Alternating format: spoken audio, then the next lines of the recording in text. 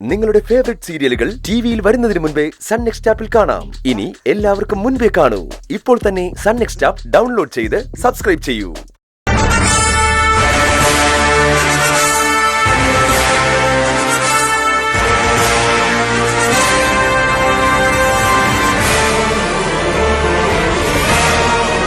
ദേവിക വാ, താൻ വാ.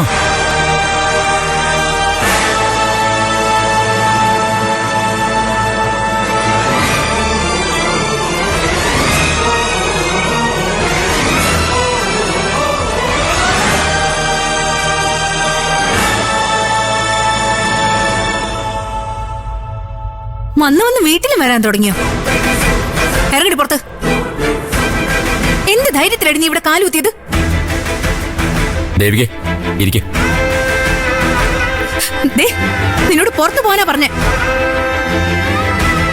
അഴിഞ്ഞോട്ടൊക്കെ ഗേറ്റിന് പുറത്ത് മതി.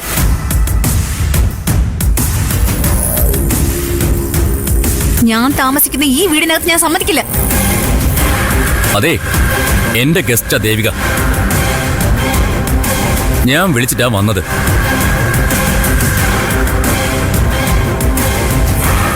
എന്റെ അതിഥികളോട് ഇതുപോലെ സംസാരിക്കാൻ നിനക്ക് ആരുടെ അധികാരം തന്നത്? ആ, അങ്ങനെ അങ്ങോട്ട് ചോദിക്കണ സിദ്ധു അങ്ങോട്ട്. ഇവളാരാ വരുന്നവരുടെയും പോകുന്നവരുടെ ഒക്കെ കണക്കെടുക്കാൻ? അവകാശമല്ലേ നിങ്ങൾക്ക് അറിയേണ്ടത്? ഞാൻ പറഞ്ഞത് അതെന്താണെന്ന്. ഈ നിൽക്കുന്ന സിദ്ധുവിന്റെ ഭാര്യയാണ് ഞാൻ. അതുപോലെ അവകാശമായിട്ട് പോരാ. ഭാര്യയാണ് ഭർത്താവാണെന്ന് വിളിച്ച് പറയുന്നത് മാത്രം പോരാ, അത് തെളിയിക്കുകയും വേണം.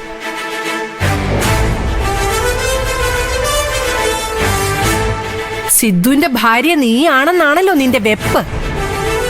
അങ്ങനെയാണെങ്കിലേ അവൻ കെട്ടിയ താലി നിന്റെ കഴുത്തിൽ കാണുമല്ലോ. എവിടെ?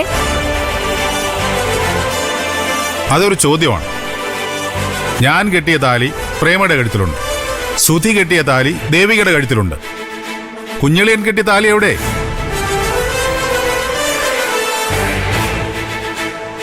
എന്താ ചന്ദ്രേ, എന്റെ നാവിറങ്ങിപ്പോയോ? ഭാര്യയാണെങ്കിൽ കാണിക്ക് താലി.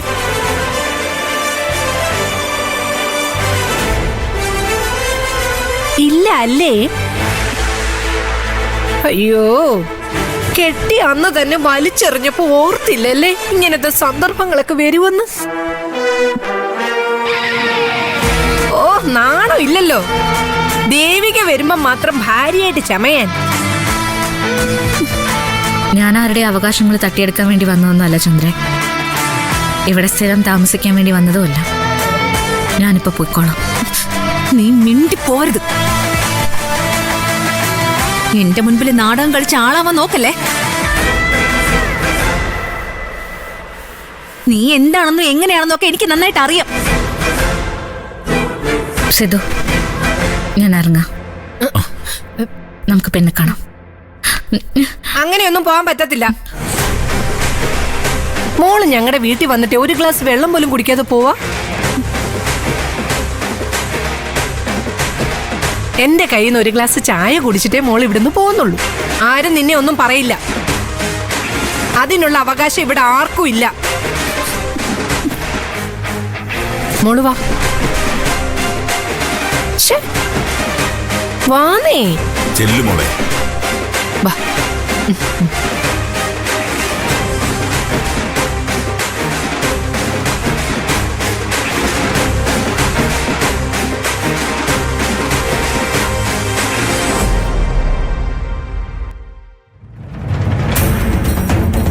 പ്രശ്നം അവർക്കല്ല, നിനക്കാ. നീ അവരെ സംശയിക്കുന്നു. ഒരു കാരണമില്ലാതെ സംശയിക്കുന്നതാണ് അച്ഛൻ പറയുന്നത്. എന്റെ ഭർത്താവ് സിദ്ധുവേട്ടൻ. ആ സിദ്ധുവേട്ടനാ ഒരു പെണ്ണിന്റെ ഒപ്പം ഈ വീട്ടിൽ കയറി വന്നത്. അവരെങ്ങനെ വന്നിട്ടുണ്ടെങ്കിൽ അതിനൊരു കാരണം ഉണ്ടായിരിക്കുമല്ലോ. എന്താ അത്? ചന്ദ്രയുടെ പെരുമാറ്റം, ചന്ദ്രയുടെ അവഗണന. അളിയന്റെ മനസ്സിലെ ഇപ്പൊ ചന്ദ്രയില്ല. അതിന് കാരണക്കാരി ചന്ദ്രയാണെന്ന് അറിയാലോ. ചന്ദ്രയുടെ പ്രവൃത്തികൾ കൊണ്ടാണ് ചന്ദ്രയ്ക്ക് ഇങ്ങനൊരു അവസ്ഥ വന്നത്. കൂട്ടുനിന്നോ? സിദ്ധുവേട്ടന്റെ സകല തോന്നിയാസങ്ങൾക്കും കൂട്ടുനിന്നോ? അല്ലെങ്കിൽ നിങ്ങൾക്കാർക്കും എന്നെ ഇഷ്ടമല്ലെന്ന് എനിക്കറിയാം. എല്ലാരും ഞാനൊരു പാഠം പഠിപ്പിക്കുന്നുണ്ട്. ആ ഇതാ നിന്റെ കുഴപ്പം. നിനക്കെല്ലാവരോടും പകയും വെറുപ്പുവാ. ആരെങ്കിലും എന്തെങ്കിലും ചെയ്താൽ ഉടനെ നിനക്ക് അവരോട് പ്രതികാരം ചെയ്യണം. ഈ മാനസികാവസ്ഥ ശരിയാണെന്ന് നിനക്ക് തോന്നുന്നുണ്ടോ? അങ്ങനെയാണോ ഉത്തമയായ ഒരു കുടുംബിനി ചെയ്യേണ്ടത്?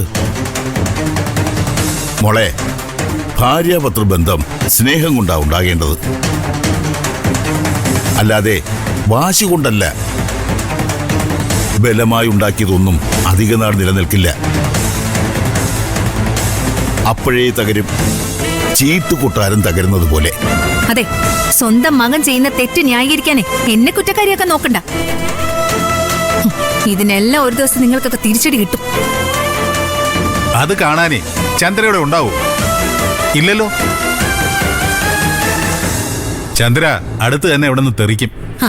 തെറിക്കും തെറിപ്പിക്കും എന്നൊക്കെ പറയാൻ തുടങ്ങിയിട്ട് നാളെ കുറെ ആയല്ലോ. എന്താ ഇതുവരെ ഒരു സ്റ്റെപ്പ് പോലും മുന്നോട്ട് വയ്ക്കാൻ പറ്റാതിരുന്നേ? മക്കയിലായ സിദ്ധോടിനറിയാം എന്നെ അത്ര പെട്ടെന്നൊന്നും ഡിവോഴ്സ് ചെയ്യാൻ പറ്റില്ലെന്ന്. ഞാനും കാത്തിരിക്കുന്നത് ഡിവോഴ്സിന്റെ നോട്ടീസ് കൈപ്പറ്റാൻ വേണ്ടി തന്നെയാ. ഇതുവരെ കണ്ടതൊന്നും അല്ല ഇനി അങ്ങോട്ട് കാണാൻ പോകുന്നത്. ഈ ചന്ദ്ര ആരാണെന്ന് നിങ്ങളൊക്കെ മനസ്സിലാക്കാൻ ഇരിക്കുന്നതേ ഉള്ളൂ. VIP guest വന്നിരിക്കില്ലേ? പ്രേമേച്ചി അടുക്കളയിൽ കിടന്ന് കഷ്ടപ്പെടുന്നുണ്ടാവും. ഇങ്ങനെ കുറ്റി വിഴുങ്ങിയതുപോലെ നിൽക്കാതെ ചെന്ന് സഹായിക്കാൻ നോക്ക്.